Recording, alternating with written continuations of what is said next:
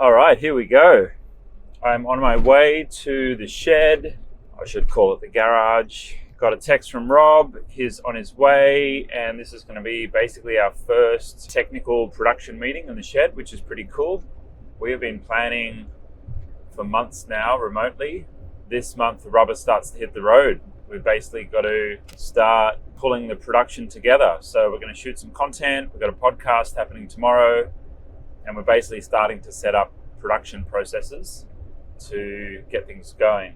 That's my specialty, is not just production processes, but any processes. So it's actually quite nice to have a really solid team around me, because they've kind of like brought together the inspiration to create the channel and create some of the initial brands, Supercar Stories podcast.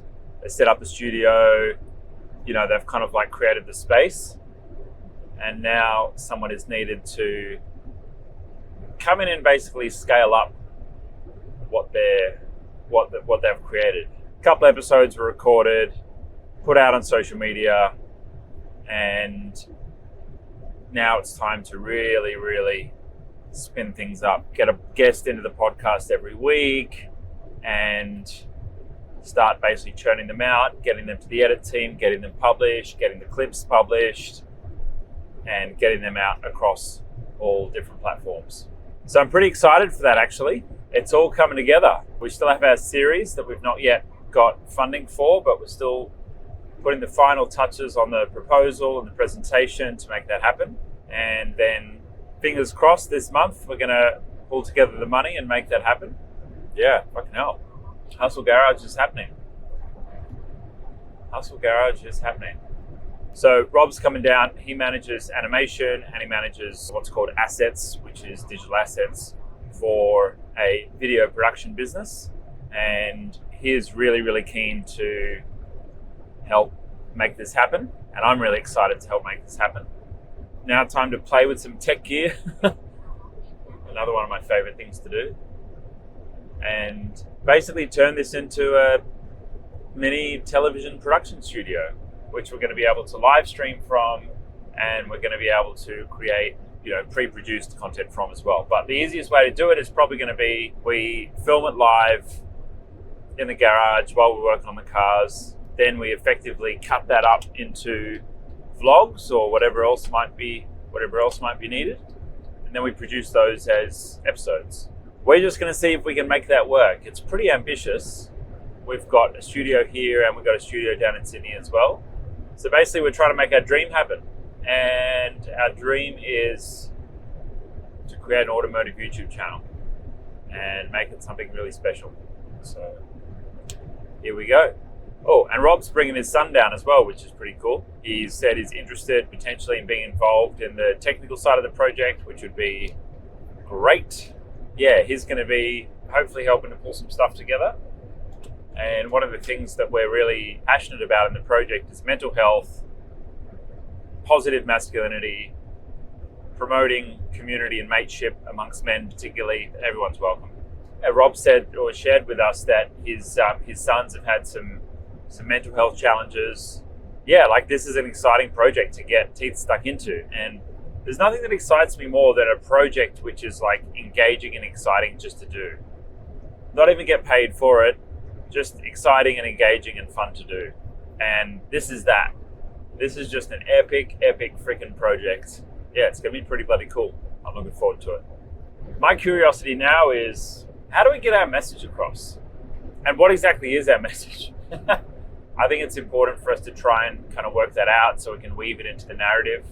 I think telling stories about camaraderie, mateship, men coming together and doing things, people coming together around automotive culture, I think that's really cool, and that'll naturally feel good for the audience. But I'm wondering, what can we say with our content? Call Dad. Probably in bed. It's 8 o'clock. Thank you. Hey Dad, it's Pete. Just giving you a call to say hi and I love you. Yeah, that's about it. I sent you a text today. I don't know, you might have replied. I don't actually get notifications for those. Anyway, yeah, just calling to say hi. I'll catch you when I can. See ya. All those times my dad called me to chat, and I was busy building my business. And it's a bit bittersweet to call him and not always get through now, because he had a couple of strokes last year and his health hasn't been amazing. So I'm really savoring like every minute, every moment I'm getting with my dad right now. I'm savoring. I keep thinking of this line that I saw on the internet, which is, you become a man when your father dies, you have a son, or I don't know what the third one is, maybe go to war and kill someone or something. I've almost like pre-grieved my dad passing because he's been unwell.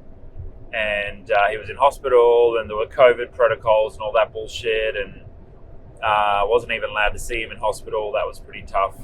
He's not super healthy with his nutrition.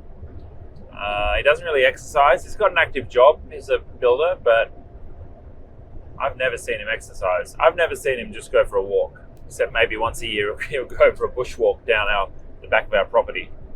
And, you know, surprise, surprise, he's got blood issues, and, you know, he eats sugar, heaps of dairy. He's vegetarian, so he doesn't get much red meat. Or zero.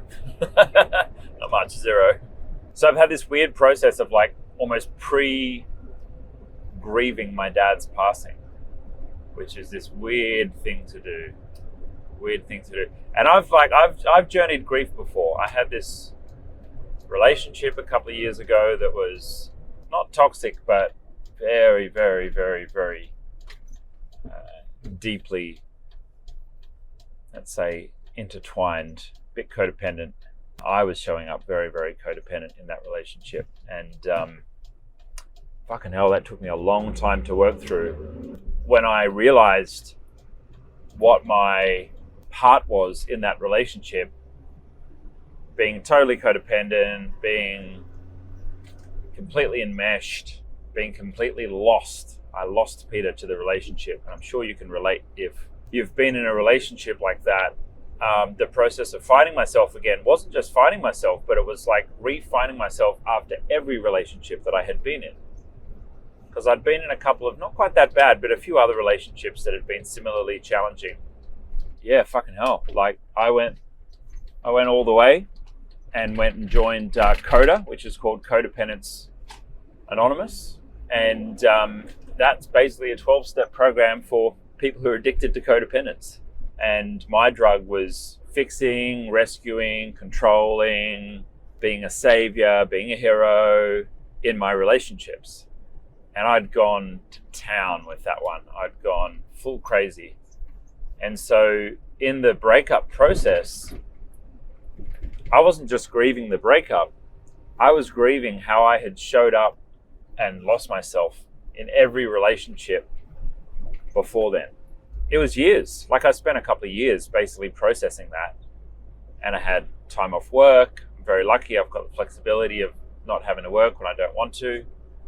And I, grieved. And my mum, who's a psychologist, amongst other things, said this quote to me once, that I was finding the corners of grief. And to me, what that represented, like this big room of grief. And even after like 18 months, I was 18 months into grieving and 18 months into like working through all the shadows and all the shit. And I was still like getting into the corners and finding these little bits that remained, that were still there. Yeah, it was a lot. But telling you that is to tell you that I've experienced grief before. That was deep, deep grief. And grieving my father's passing, whenever that is not on death's door. But who knows with neurological and cardiovascular things, like he might fucking go, who knows? But there's no indication he's going to die anytime soon. We'll just, see. With that impending, I've basically been touching into that grief, touching into that familiar feeling of just sitting with it and being with it and feeling the heaviness. It's not so bad this time. It's there and it's okay, and I just journal and sit with it and honor it and let it be what it needs to be. So that's my little update of the day. And probably the final thing to update on is I had a catch-up scheduled with a bunch of mates today that I skipped. I'm only on the Gold Coast for like 2 weeks, and then I'm off to Europe. And I'm rushing to get a lot of planning and preparation done for the new channel. That is the auto channel, but also my Peter Moriarty channel that's being launched with Riley. Yeah, I basically had to say no to a bunch of mates. We were going to watch some UFC. We were going to eat some steaks. I'm sure they had a fucking awesome time. And I just didn't show.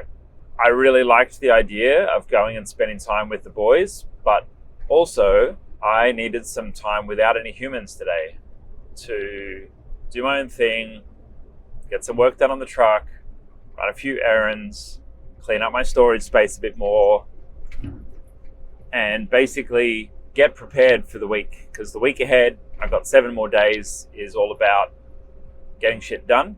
And I've got a lot of projects on right now. And I was basically reminded of what I talked about in my last video that I uploaded about a week ago, which was eating shit to get somewhere. And on the nights when I was sitting at home on Friday night and all my friends were out partying and I was building my business, I haven't had to work like that in a long time. But I took on this auto channel project above my threshold of other projects.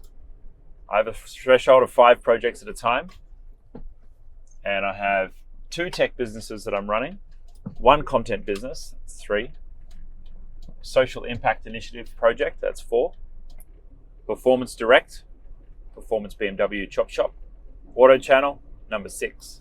So it's 1 project too many, and so something else had to give. So either my health can give, and I'm basically not willing to give that up anymore. I could do less sleep, I could not work out, I could not eat properly, I could not journal, but no, not gonna risk that. Or other things have to give up, and so it's social time. That's the other one that's left. And so basically, I'm in the stage again where temporarily, and by choice, I'm just focusing on my work. As much as I miss my friends, that's all right. They'll still be mates when I'm back. I'm excited to be working on everything I'm working on, which is good. And bit by bit, I'm passing things on. I'm pretty good at the muscle of delegating. So as soon as I find the right person for each one, I'm in the process of passing things on. I've already got 2 project managers running 2 of those projects. The rest of them, still looking. But I'm getting there.